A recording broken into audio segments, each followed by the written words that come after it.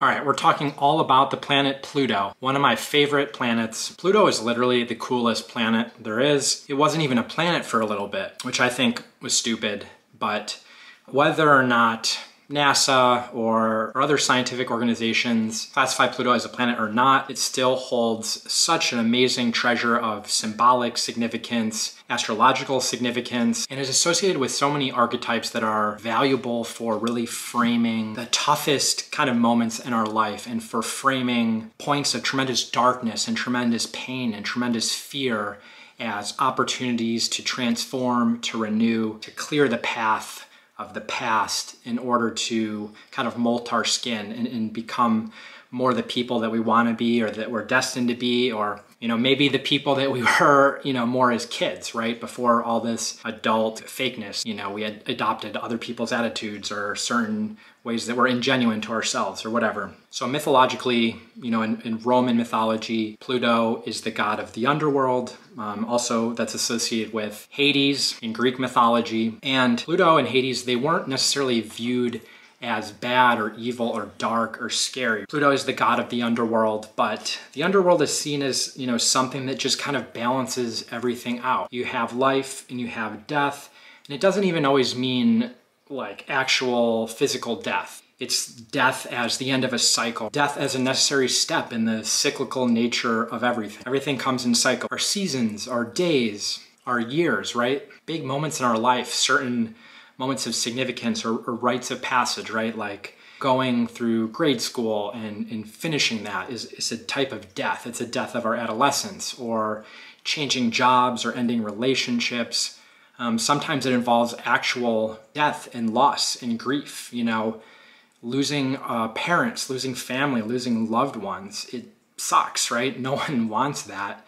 No one wants to go through it, but everyone is guaranteed to go through it. And while no one is saying like that's good, it's a part of life. And there's silver linings to be gained, and there's new levels of maturity and empathy and compassion after you experience things like grief, because you realize how precious life is, how important it is to be in the present, and you can kind of give the gifts of presence with death, or helping people, other people are going through grief after you've done it yourself, right? That's kind of the circle of life. And so Pluto is associated with all of that.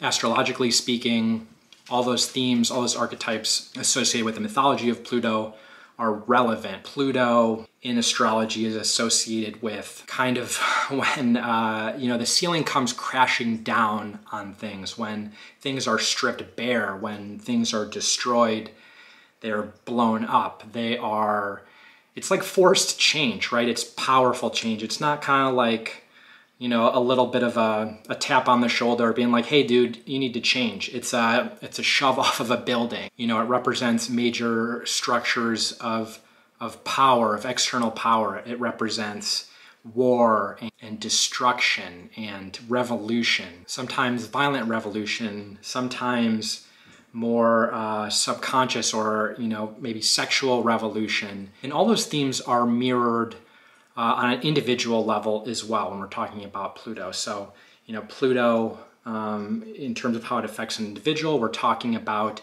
subconscious drives, we're talking about subconscious power, we're talking about obsession, the will to power, the desire to destroy or lay bare or to conquer, right? And all of it is in service of a will, a certain authenticity, a drive to, in some ways, purify it.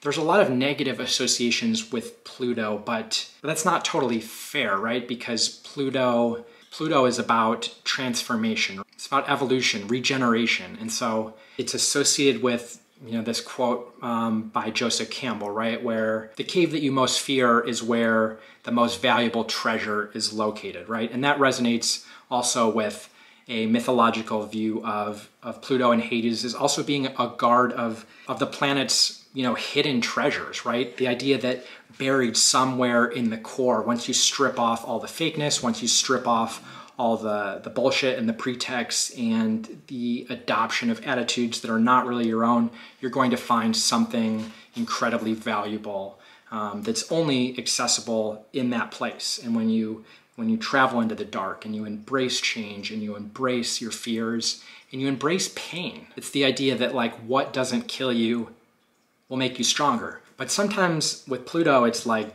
I feel like I'm kind of gonna die. Like it feels really bad, not good. It's hard. Pluto is a force, right? It's also important to mention it's a generational planet, so it spends generally about 20 years in each zodiacal sign before it goes to the next one. All that is to say that it's less important what sign Pluto is in, at least when we're talking about natal astrology, individual astrology, as much as it is important to look at where Pluto is in the chart, what house it's in, what aspects it's making. Pluto is thus, what we consider a generational planet. So everyone born in a 10, 20-year period, they're all going to have Pluto in the same sign. So it doesn't say much about an individual. It says a lot about a generation, the theme of that generation, right? So when you think about Pluto and the role it's playing in your chart and in your life, I want you to think about these basic themes. Number one, transformation and renewal. Pluto reminds us that, as I was saying earlier, there's inevitable endings to everything. Everything is impermanent, nothing lasts forever. This is one of the biggest lessons of Buddhism and a lot of Eastern religions, in that when we attach or get attached to things, that is the source of all suffering, because ultimately everything is impermanent. Everything breaks, everything dies, everything, it sounds kind of depressing, but it doesn't have to be, right? Just understand that's how it is. And when we accept that, we understand that when we let something go or something dies, something new can come. There's space for new life, new growth. Number two, subconscious forces. Pluto says a lot about what's going on underneath the surface, and there's always this tendency, a human tendency, to want to push that stuff down because it's painful and uncomfortable, and it's also hard to deal with on an existential level because it's stuff that's very personal, very private. It's stuff that is never going to be totally understood within another person.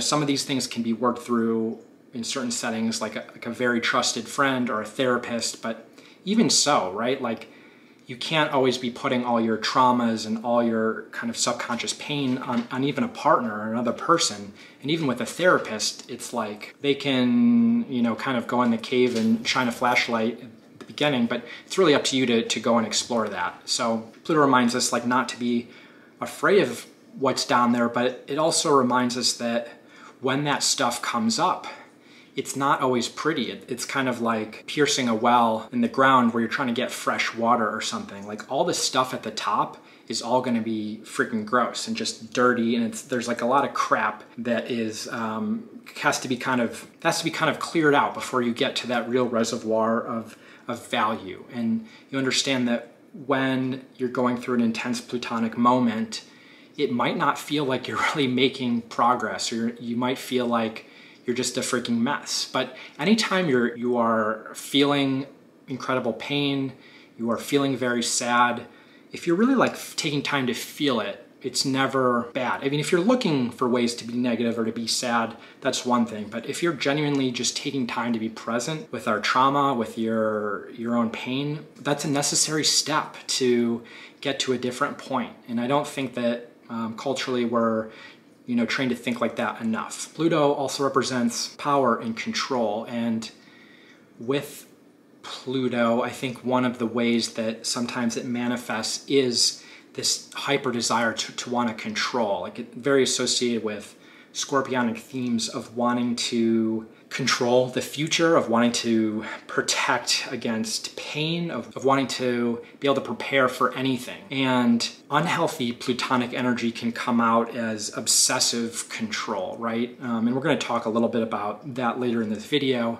Understand that the other side of this plutonic drive for control is a letting go. And really, when you go through kind of a plutonic cycle or you're experiencing plutonic themes, while your impulse might be to control harder, right, to hang on tighter, that's not how Pluto really works, right? Pluto will screw you over and run you over like a Hummer back and forth again until you let go, right? And you can hang on, but it's just going to be more painful. Might as well kind of get it over with, let go sometimes. Pluto's telling us to let go. Destruction and regeneration, that's another theme. It's important to realize that when everything in your life is gone, it's gone to absolute shit. Maybe your marriage is fallen apart, your relationship is fallen apart, you've lost a house, you're at odds with your family, you've become alienated from your friends, maybe you lost a lot of money, lost a job. All these things, they suck. Like, there's no sugarcoating it, but there's an inherent opportunity to build anew and to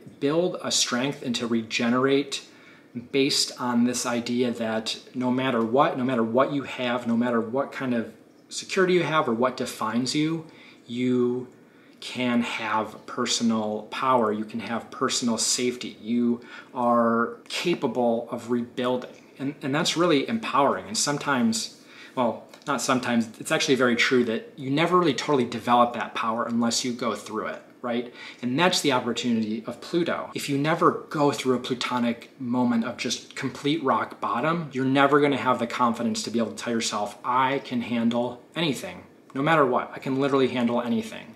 Until that happens, like, you may protect against it or you may think that you can, but no one ever knows until they truly experience it. And so if you are experiencing it, that is the light at the end of the tunnel. That is the carrot at the end of the stick to keep getting up and going forward, even when it's like, what's the point? I've lost so much time. I've lost so much energy. I've lost all these things that are important to me. I can't get anything right. You are building superhero type level power, personal power, and soul power. And if you get through it, it's going to be truly remarkable. And you will get through it, but you have to believe it, and you have to realize that it's not always like that, because impermanence, it seems scary because all the good things in life are impermanent, but also so are the bad things, right? That's impermanent too. And there will be brighter days. And that's the cycle of rejuvenation. That's the relationship between total and utter destruction, but also this ability